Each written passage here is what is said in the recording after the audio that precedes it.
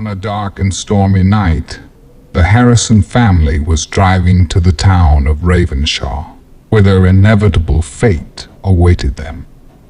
They had lost everything in New York and decided to return to their roots in the town with which they were related by blood. But they did not know the terrible secret hidden in the house they were going to inhabit, which bore the name of Winters. The house that their ancestors built centuries ago, which was the scene of horrific and tragic events. The house that had waited patiently and evil for them, and that had planned terror and death for them.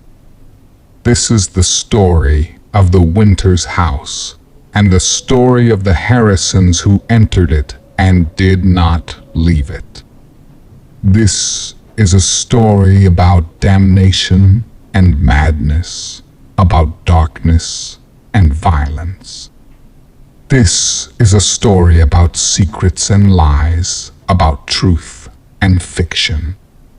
This is a story about life and death, about beginning and end.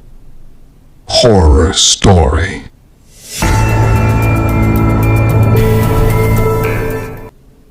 Scary story. The Winters family had always been wealthy and influential, but they had also been plagued by rumors of madness and occultism. Their ancestors had settled in Ravenshadow, a remote town in the Appalachian Mountains in the late 18th century, and had built a lavish mansion on the highest hill overlooking the valley. The mansion was a Gothic masterpiece, with turrets, gargoyles, stained glass windows, and a labyrinthine interior. It was also rumored to be haunted by the ghosts of the Winters, who had died there, some by natural causes, some by violence, and some by suicide. Current head of the family was Charles Winters, a successful businessman and politician who had married Elizabeth Harrison, a beautiful and charming socialite, in 1910. They had 2 children, Edward and Alice, who were now 12 and 10 years old, respectively. The family lived in New York City, where Charles had a thriving career and a prominent reputation. They only visited the Winters estate once a year, during the summer, to pay homage to their ancestors and to enjoy the fresh air and scenery of Ravenshadow. However, in the summer of 1923, things changed drastically for the Winters family. Charles had been involved in a scandal that had ruined his reputation and his fortune. He had been accused of fraud, embezzlement, and corruption, and had been forced to resign from his position and to face a trial. He had also lost most of his assets and his friends, and had become a pariah in the society. He had suffered a nervous breakdown and had become paranoid, depressed, and erratic. He had decided to move his family to the Winters estate, where he hoped to find refuge and solace. He had also changed his surname to Harrison to avoid the stigma and the shame of being a Winters. Elizabeth, Edward, and Alice had reluctantly followed Charles to Ravenshadow, where they found themselves isolated and unwelcome. Town was poor and backward, and the people were suspicious and hostile. They blamed the Winters for bringing misfortune and evil to their land, and they shunned the Harrisons as outsiders and intruders. The only person who was friendly to them was Samuel, the old caretaker of the estate, who had served the Winters for decades. He greeted them warmly and showed them to their rooms. He also warned them to be careful and to stay away from certain parts of the house, especially the basement and the attic. The Harrisons soon realized that the Winters estate was not a safe haven, but a nightmare. The house was in a state of decay and disrepair, and it seemed to have a life of its own. Strange noises, smells, and sensations filled the air, and the rooms changed shape and appearance, depending on the mood and the mind of the occupant. The house also seemed to have a dark influence on Charles, who became more and more obsessed with his ancestors and their secrets. He spent hours in the library, poring over old books and documents, looking for clues and answers. He also started to perform rituals and experiments in the basement, where he had set up a laboratory and a shrine. He claimed that he was trying to contact the spirits of the Winters and to unlock the mysteries of the universe. Elizabeth, Edward, and Alice were terrified and confused by Charles' behavior and by the house's manifestations. They tried to comfort and support each other and to find a way to escape. They also tried to communicate with the outside world, but they found that the phone lines were cut, the mail was intercepted, and the roads were blocked. They were trapped in the Winters estate, with no hope of rescue or relief. The horror reached its peak on the night of August 13th, a full moon night, and the anniversary of the death of the first Winters who had built the mansion. That night, the house unleashed its full power and fury, and tormented the Harrisons with visions and nightmares. Each member of the family faced their own personal hell as the house played with their fears, their memories, and their sanity. Elizabeth was locked in her bedroom, where she saw the faces of her former friends and lovers who mocked and scorned her for marrying Charles and for losing her beauty and her status. She also saw the image of her mother, who had died of tuberculosis when Elizabeth was a child, and who blamed her for abandoning her and for choosing a life of luxury and vanity. Elizabeth felt a sharp pain in her chest, and she realized that she had contracted the same disease that had killed her mother. She coughed up blood and collapsed on the floor, gasping for air. Edward was trapped in the nursery, where he was surrounded by his toys and books, which came to life and attacked him. He saw his teddy bear grow fangs and claws, and his toy soldiers fire bullets and bayonets at him. He also saw his comic books and magazines, which showed him images of war and violence, and of his father being hanged and burned by an angry mob. Edward felt a surge of fear and anger, and he grabbed a knife from his desk and stabbed himself in the heart, hoping to end his suffering. Alice was lured to the attic, where she found a dollhouse that resembled the Winters estate. She was fascinated by the miniature replica, and she entered it, hoping to find a better world. She soon discovered that the dollhouse was a trap, and that she was stuck in a loop of horror. She saw the scenes of the deaths of her mother and brother, and of her father's madness. She also saw the ghosts of the Winters, who taunted and tortured her, and who told her that she was the last of their bloodline, and that she had to join them in death. Alice felt a wave of despair and loneliness, and she hanged herself from the rafters, using a rope that she found in the dollhouse. Charles was in the basement, where he had completed his final ritual and had summoned the spirit of his ancestor, William Winters, the founder of the family and the builder of the mansion.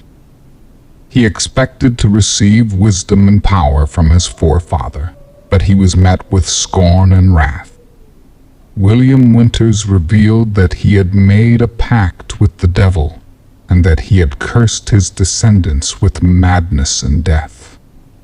He also revealed that he had built the house as a portal to hell and that he had used the souls of his family as fuel for his dark magic. He told Charles that he had failed as a Winters and that he had to pay the price for his sins. He then dragged Charles into the portal, where he was devoured by flames and demons. The house, having claimed its victims, collapsed on itself and exploded in a blast of fire and smoke. The town of Ravenshadow was shaken by the blast, and the people ran to the hill, where they saw the ruins of the Winters estate. They were shocked and horrified by the sight, and they quickly buried the remains of the Harrisons and the debris of the house. They also vowed to never speak of the Winters again and to erase their memory from their history. But the horror was not over. The Winters estate was not destroyed, but merely hidden. It still existed in another dimension, where it waited for new prey. And it would not wait long, for the curse of the Winters was not broken, but passed on. Alice, the last of the Winters, had left behind a secret. She was pregnant, and she had given birth to a baby girl before she died. The baby had survived the blast and had been found by Samuel, the caretaker, who had escaped the house in time. Samuel, who was loyal to the Winters and who knew their secrets, had taken the baby and had fled the town. He had named her Rose, and he had raised her as his own. He had also taught her about her heritage and her destiny. He had told her that she was the heir of the Winters, and that she had to return to the Winters estate and to restore its glory. Rose grew up to be a beautiful and intelligent young woman who had inherited the charm and the charisma of her mother, and the ambition and the cunning of her father.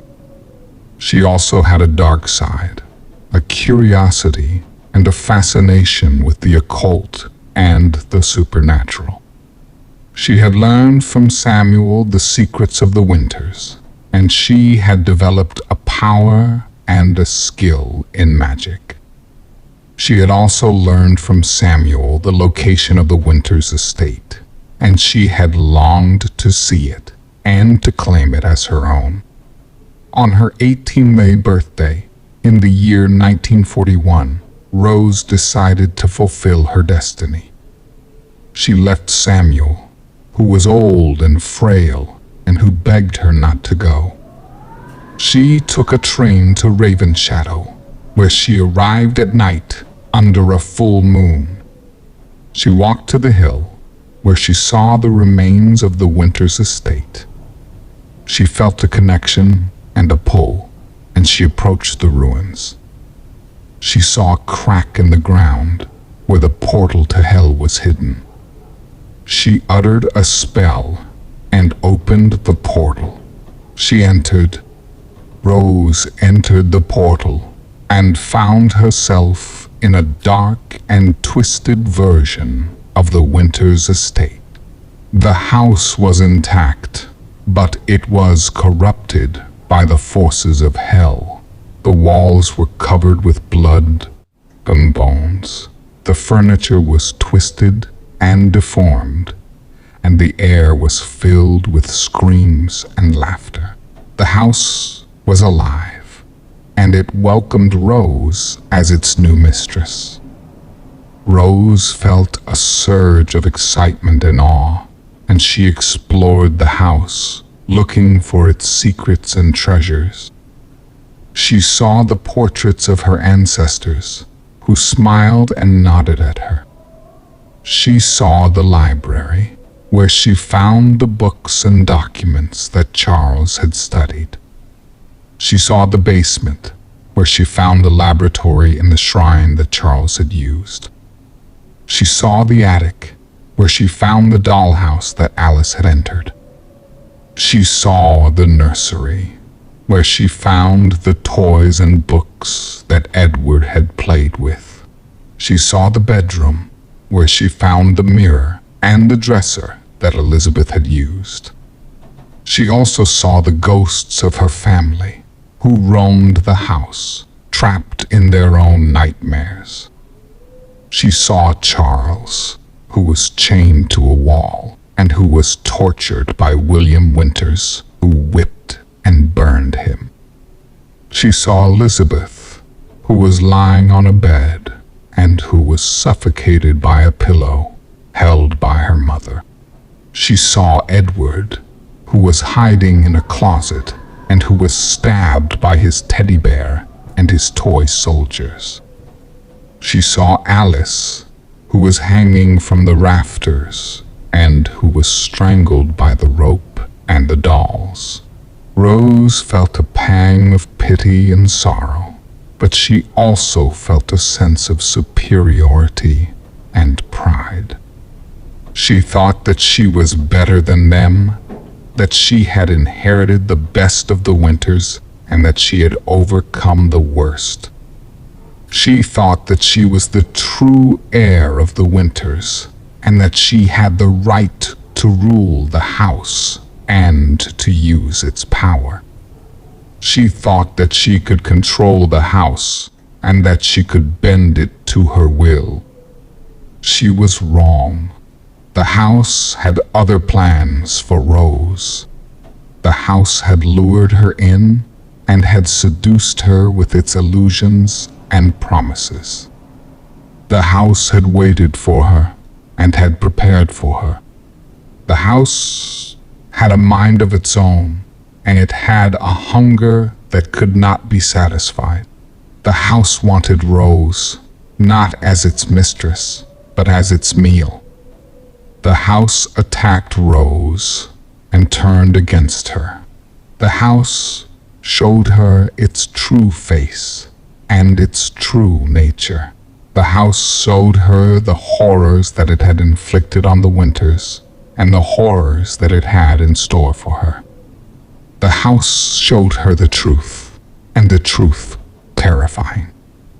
Rose saw the house change and become a nightmare.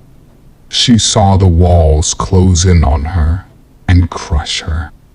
She saw the furniture sprout teeth and claws and bite her.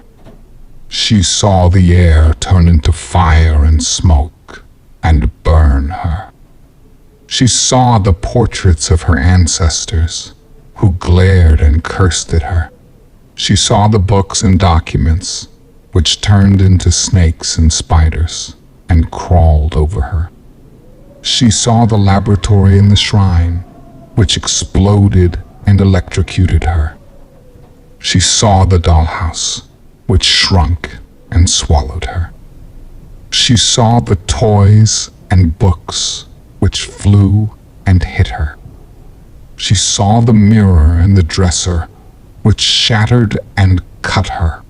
She also saw the ghosts of her family, who came to her and who joined the house in its assault.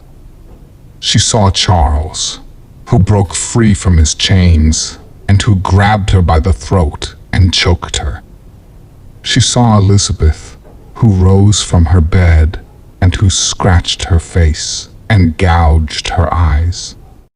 She saw Edward, who emerged from his closet and who slashed her chest and ripped her heart. She saw Alice, who dropped from the rafters and who wrapped the rope around her neck and hung her. Rose felt a wave of pain and fear, and she realized that she had made a terrible mistake. She realized that she had underestimated the house and that she had overestimated herself. She realized that she was not the heir of the Winters, but the prey of the house. She realized that she was not the master of the house, but the slave of the house. She realized that she was not the ruler of the house, but the victim of the house. She realized that she was doomed. She screamed and she begged for mercy, but it was too late. The house had no mercy, and it had no pity. The house had only hunger, and it had only malice. The house had only one goal, and it had only one desire. The house wanted to consume Rose, and to add her to its collection. The house wanted to end Rose, and to end the Winters. And it did. The house devoured Rose, and it destroyed her. The house absorbed her body, and it erased her soul. The house took her life, and it took her legacy. The house finished her, and it finished the Winters. The house was satisfied, and it was silent. The house was full, and it was still. The house was victorious, and it was dormant. The house closed the portal, and it hid itself. The house waited for the next prey, and it waited for the next challenge. The house waited for the next Winters, and it waited for the next heir. The house waited, and it waited, and it would not wait long. Thank you for joining us for this spine-tingling story. We hope you found it both thrilling and thought-provoking.